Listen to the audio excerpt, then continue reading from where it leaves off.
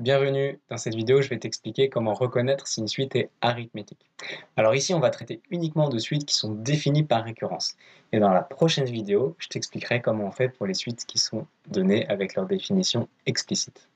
Alors commençons tout de suite par un rappel. Qu'est-ce qu'une suite arithmétique? Je vais te construire un exemple.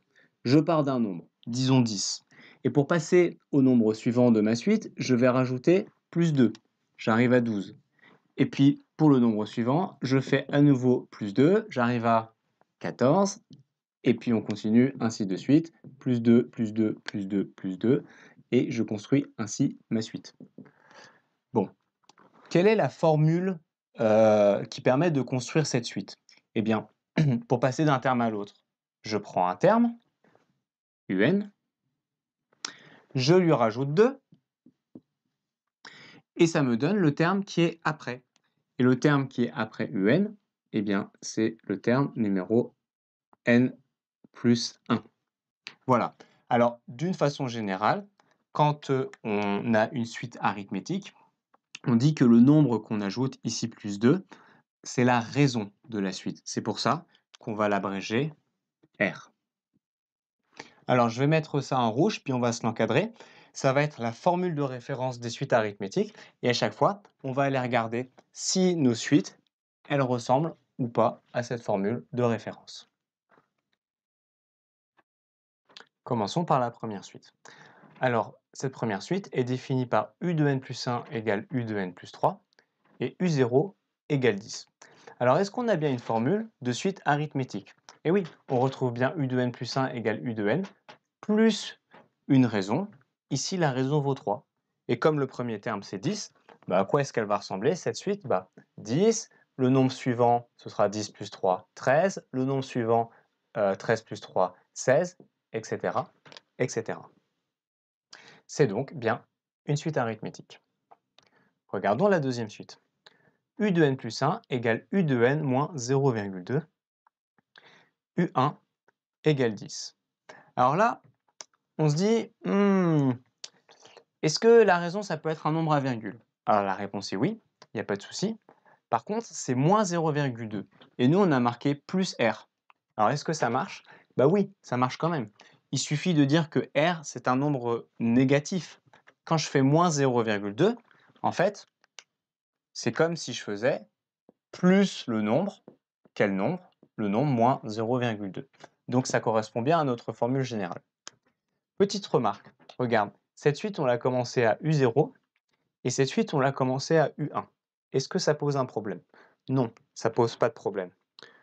Regarde, si je te construis cette suite, donc U1 égale 10, le terme suivant, je retire 0,2, ça fait 0,8, je retire 0,2, 0,6, etc., etc. Donc ça c'était U1, U2, U3. Je peux déduire U0, en fait. Si je suis la logique à l'envers, je vais rajouter 0,2 pour aller dans l'autre sens. Et donc, U0, c'est 10,2. Donc, ça n'a pas beaucoup d'importance qu'on mette U1 ici ou U0 comme on l'a fait là. C'est bien une suite arithmétique. La dernière, U de n plus 1 égale 5 moins UN et U0 égale 7. Alors là, on se dit, tiens, je vais être malin, je vais retourner ça. Et donc, ma suite, je vais l'écrire U de n plus 1 égale moins UN, je le mets devant,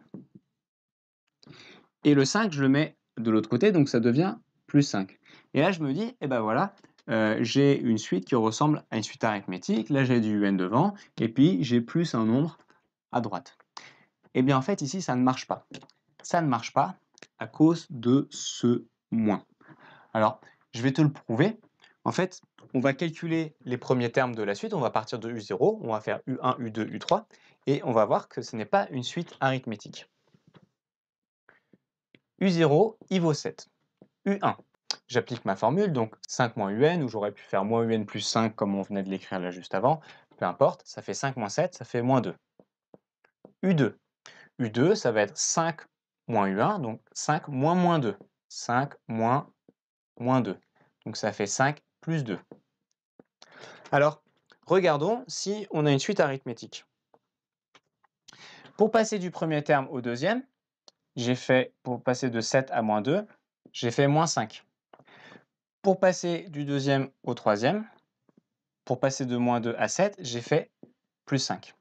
Et là, on a un problème, parce que si c'était une suite arithmétique, ici, on devrait toujours avoir le même nombre. Soit +5, +5, +5, soit -5, -5, -5. Et là, ça ne va pas parce qu'on se retrouve avec du -5 et du +5. Donc, la raison n'est pas constante, donc ce n'est pas une suite arithmétique. Bien, alors j'ai terminé pour les explications pour cette vidéo. Maintenant, je voudrais te parler de quelque chose que j'ai créé dans le but de t'aider à avoir de meilleures notes. Si tu veux découvrir ce que c'est, je te laisse découvrir le lien dans la description. Attention, c'est pas pour les touristes, ça va nécessiter forcément de mettre en pratique et de travailler.